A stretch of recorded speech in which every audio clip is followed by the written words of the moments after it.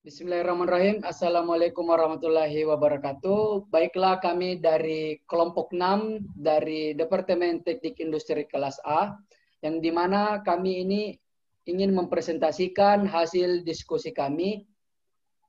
Adapun materi kami itu berjudul Fenomena LGBT, lesbian, gay, biseksual, dan transgender di Indonesia. Next. Baiklah, adapun nama kelompok kami, yang pertama dengan saya sendiri, Ariel Syarun, yang kedua Muhammad Abdul Aziz, yang ketiga Muhammad Irfan, yang keempat Prihandini Sangana, dan yang terakhir Supriyadi. Baiklah, langsung saja kita masuk materi, dipersilakan dengan hormat. Baiklah, saya akan melanjutkan materi apa itu LGBT. LGBT adalah singkatan dari lesbian, gay, biseksual, dan transgender. Istilah tersebut digunakan pada tahun 1990 untuk menggantikan frasa komunitas gay atau komunitas yang memiliki orientasi seks terhadap sesama jenis, khususnya laki-laki. Istilah gay sudah mewakili kelompok-kelompok yang telah disebutkan seperti di atas. LGBT memiliki lambang berupa bendera berwarna pelangi.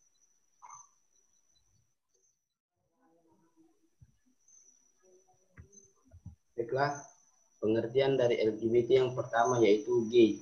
Gay adalah sebutan khusus untuk laki-laki yang memiliki orientasi seks terhadap sesama jenis. Yang kedua yaitu lesbian, adalah sebutan untuk perempuan yang menyukai sesama jenis. Dan yang ketiga yaitu biseksual, adalah sebutan untuk orang yang bisa tertarik kepada laki-laki atau perempuan. Dan yang keempat yaitu transgender, adalah istilah yang digunakan untuk orang yang berperilaku atau berpenampilan berbeda atau tidak sesuai dengan jenis kelaminnya.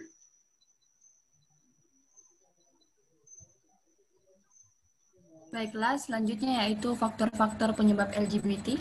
Yang pertama yaitu genetik. Jadi di sini penelitian yang dilakukan oleh Franz Kalimann menunjukkan bahwa ada kaitan yang kuat antara homoseksual dan komponen genetik. Pria homoseksual cenderung akan mempunyai saudara homoseksual dari gen ibunya. Yang kedua yaitu hormon. Sebuah penelitian menyatakan bahwa pria yang homoseksual mempunyai tingkat hormon androgen lebih rendah dibanding pada yang homoseksual. Peneliti lain juga berpendapat bahwa stres saat kehamilan bisa menyebabkan pembentukan gen homoseksual. Faktor yang ketiga yaitu ketidaknyamanan peran gender. Laki-laki gay mempunyai sifat feminis, sedangkan wanita lesbian bersifat lebih maskulin. Hal tersebut dapat disebut cross gender yang memang tidak dapat dihubungkan sebab akibatnya. Yang keempat yaitu interaksi kelompok teman sebaya. Keterkaitan seksual yang lebih cepat pada usia anak dapat menjadi kemungkinan sebagai pemicu LGBT. Ketika anak berusia 12 tahun masih bermain dengan sesamanya yang berani kontak dengan lawan jenis, tapi saat perasaan erotis itu muncul, maka akan bersifat berfokus pada teman-teman lelakinya juga. Faktor yang kelima yaitu sosial. Penyimpangan perilaku seksual ini juga tak dapat terlepas dari pengaruh sosial. Seperti yang kita ketahui bahwa masyarakat di sekitar kita termasuk orang-orang yang di dekat kita.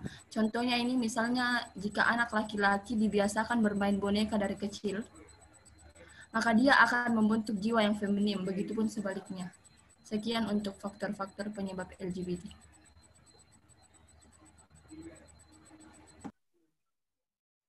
Selanjutnya tentang realita LGBT di negara kita. Di materi ini saya akan membahas tentang 3 aspek. Yang pertama tentang aspek undang-undang. Dalam undang-undang yang membahas tentang pernikahan sangat jelas tertera bahwa LGBT tidak dilarang atau tidak diperbolehkan.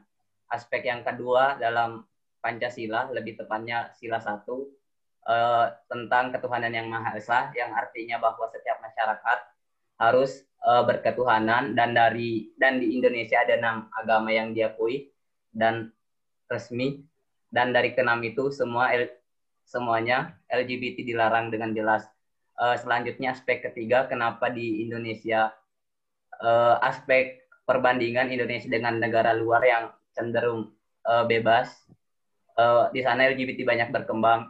Aspek pembeda adalah negara mereka urusan agama dipisahkan dengan urusan negara. Jadi mereka di negara mereka urusan agama itu tidak dikaitkan dengan urusan negara. Makanya di negara mereka LGBT bisa berkembang.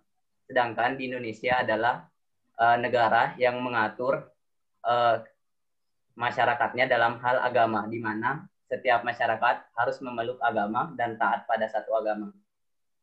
Sekian dari saya. Selanjutnya.